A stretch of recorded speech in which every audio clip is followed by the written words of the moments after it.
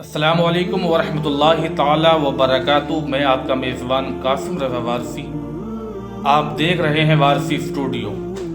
الصلاۃ والسلام علیک یا رسول اللہ صلی اللہ تعالی علیہ وآلہ وسلم۔ تمام درود و سلام محمد یا ربی صلی اللہ تعالی علیہ وآلہ وسلم پر۔ آج میں بات کرنے والا ہوں ان لوگوں کی جو اسٹیجوں پہ اپنے اپنے پیروں کی تعریف کرتے ہیں کہ ہمارے پیر کی 1000 یہ کرامات ہے، ہمارے پیر کی 1,00,000 یہ کرامات ہے۔ آج میں بات کرنے والا ہوں ان لوگوں کی جو ایک رات کا 50,000 ہزار روپیہ نعتوں کے تقریروں کے نذرانے طے کرتے ہیں۔ آج میں بات کرنے والا ہوں ان لوگوں کی جو اللہ اکبر ایک دوسرے کے خلاف منبر رسول پہ کھڑے ہو کے ٹکراتے ہیں۔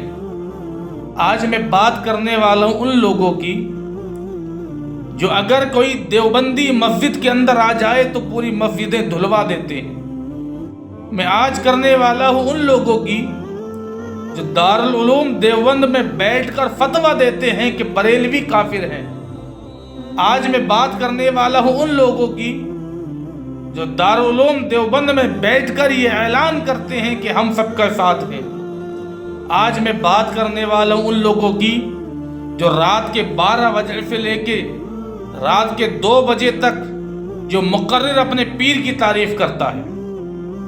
میں ان لوگوں کی بات کرنے والا ہوں۔ بات سچ ہے لیکن کڑوی ہے، اور ہو سکتا ہے کوئی یہ میری باتیں سن کے کل سے مجھ پہ بھی کوئی فتویٰ لگا دے، کوئی بھی کہہ دے کہ قاسم رضا وارثی سورہ کلی ہو گیا، کوئی کہہ دے کہ یہ غیر مقلد ہو گیا۔ لیکن الحمدللہ نہ میں غیر مقلد ہوں اور نہ میں دین سے بھٹکا ہوا ہوں۔ میں خود الحمدللہ حضور تاج الشریعہ کا مرید ہوں، اور مجھے فخر ہے کہ میں تاج الشریعہ کا مرید ہوں۔ لیکن آج میں ان لوگوں کی بات کروں گا جو کہتے ہیں کہ ایک مومن دوسرے مومن کی طرح ہے، اور مومن ایک جسم ہے، ایک جان ہے۔ آج بتائیں، وہ پیر کی تعریف کرنے والا بھی مجھے بتائے کہ وہ سنبھل کے اندر جو مسلمان شہید ہوئے ان کو جنازے میں کس کا پیر نظر آیا تھا۔ آج مجھے وہ بتائے کہ سنبھل کے اندر جو شہید ہوئے ہیں کون سا خطیب ان کے جنازے میں دکھائی دیا۔ وہ شاعر بھی بتائے کہ جو شاعر ایک شعر پر 10,000 روپے اپنے اوپر خرچ کرواتا ہے، کون سا شاعر وہ سنبھل میں نظر آیا۔ آپ کہیں گے یہ کیسی بات کر رہے ہیں؟ میں آج صحیح بات کر رہا ہوں۔ اپنے پیروں کی تعریف کرتے کرتے تم نے قوم کو اتنا اندھا کر دیا، اپنے پیروں کی تعریف کرتے کرتے تم نے قوم کو کچھ سمجھا ہی نہیں۔ وہ کوئی جانور ہے، کوئی کیڑا ہے جو پیر کے نیچے مسل دیا جائے تو کچھ احساس نہ ہو؟ جو یہ کہتے ہیں کہ مومن ایک جسم ہے، ایک جان ہے، تو مجھے بتاؤ کس کا پیر سنبھل کے اندر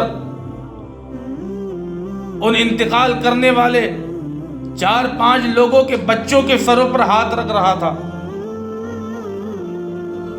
ہم خالی عرسوں میں اسٹیجوں پہ لکھپتی کروڑ پتی کے اوپر سروں پہ ہاتھ رکھتے ہیں، ہم کسی مظلوموں کے بچوں پہ ہاتھ نہیں رکھتے، کیونکہ اس سے ہمیں انکم ہوتی ہے، ہمیں پیسہ ملتا ہے، ہماری آمدنی بڑھتی ہے۔ جو مقرر کہتے ہیں کہ آپ کی محبت میں آیا ہوں، دلی پروگرام تھا، بمبئی جانا تھا، کلکتہ جانا تھا، فلاں جگہ جانا تھا، سارے پروگرام کینسل کر کے تمہاری بارگاہ میں آیا ہوں، تمہارا پروگرام میں آیا ہوں۔ کیا اس دن اپنا پروگرام کینسل نہیں کر سکتے تھے جس دن سنبھل میں ان نوجوانوں کے جنازے اٹھائے جا رہے تھے؟ کہاں گئے وہ فتویٰ دینے والے جو کہتے تھے کہ شادیوں میں ڈی جے بجے تو ہم نہیں جائیں گے، نکاح پڑھانے نہیں جائیں گے، لیکن جب اللہ اکبر اللہ کی راہ میں جو لوگ شہید ہوئے ان کے جنازے تک بھی ہم نہیں پہنچیں گے؟ کہاں گئی وہ عوام؟ اسی لیے میں عوام سے کہتا ہوں کہ آپ اسٹیجوں پہ پیسہ مت خرچ کرو، پیروں پہ پیسہ مت خرچ کرو، کیونکہ آج کے زمانے میں جو لوگ اپنے پیروں کی تعریف کرتے ہیں سب سے بڑے وہ دلالی ہوتے ہیں، سب سے بڑے وہ مطلب خور ہوتے ہیں۔ آپ اپنے وقار کو سمجھیں، اپنے پیسوں کو سنبھال کے رکھیں، کسی پیر کے اوپر نہ اٹھائیں۔ آپ دیکھیں کہ تنہائی میں ہمارے ساتھ کون ہے، آپ دیکھیں کہ ہمارے بچوں کے سروں پہ محبت کا ہاتھ کون رکھتا ہے، کون نہیں رکھتا ہے۔ میں نے کہا تھا کہ مجھ پر بھی فتوے آنا شروع ہو جائیں گے۔ میں کوئی اتنا بڑا کوئی عالم، کوئی مولوی، کوئی مفتی نہیں ہوں جو مجھ پہ جو مرکز سے فتوے آئیں گے، لیکن جو ہماری گلیوں میں جو ان پیروں کے رکھوالے جو ٹہل رہے ہیں، مجھے خطرہ نہیں ہے کسی انسان سے، لیکن میں حق بات کہتا ہوں۔ 5 جنازے اٹھ رہے ہیں، میں نے کسی عالم کو نہیں دیکھا، میں نے کسی پیر کو نہیں دیکھا کہ پیر خالی گھر پہ بیٹا پیدا ہو تبھی آنے کے لیے ہوتے ہیں؟ کیا پیر خالی جلسے میں آنے کے لیے ہے کہ پیر جنازے میں نہیں آتے؟ سنبھل کے اندر جب جنازہ اٹھ رہا تھا، کوئی پیر، کوئی مولوی نظر نہیں آیا، کوئی خطیب نظر نہیں آیا۔ جو اپنے آپ کو مفتی مراد آباد کہتے ہیں، وہ مفتی تک سنبھل کے جنازوں میں نظر نہیں آئے۔ قوم کو اپنی ضرورت کے مطابق تم استعمال کرتے ہو، اس کے بعد چھوڑ دیتے ہو، وہ چاہے مرے کٹے کچھ بھی ہو۔ جملے تلخ ہے لیکن حقیقت ہے۔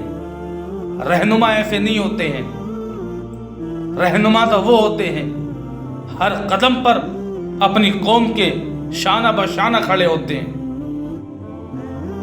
محمد عربی صلی اللہ تعالی علیہ وآلہ وسلم نے بلال حبشی کو اس وقت بھی سہارا دیا جب بلال امیہ بن خلف کی قید میں تھے، اور اسی بلال کو میرے آقا نے کعبے کی چھت پہ بٹھایا۔ حضرت عمر رضی اللہ تعالیٰ عنہ جب رہنمائی فرما رہے تھے تو آپ نے ایک بوڑھی تک کو ناراض نہیں ہونے دیا، اسے بھی راضی کیا، اور آپ فرماتے ہیں اگر کوئی ہرن، اگر کوئی پیاسی بھی مر جائے تو اس کا ذمہ دار بھی عمر ہوگا۔ یہ رہنما ہوتے ہیں۔ اسی لیے خدا را ان پیروں کے لیے جھگڑے نہ کریں، آپ عالموں کے لیے جھگڑے نہ کریں، آپ ان عالموں کے لیے جو اسٹیجوں پہ رات بھر قوم کا درد بیان کرتے ہیں اور صبح کو قوم کو چھوڑ دیتے ہیں جیسے یہ قوم کوئی لاوارث ہے۔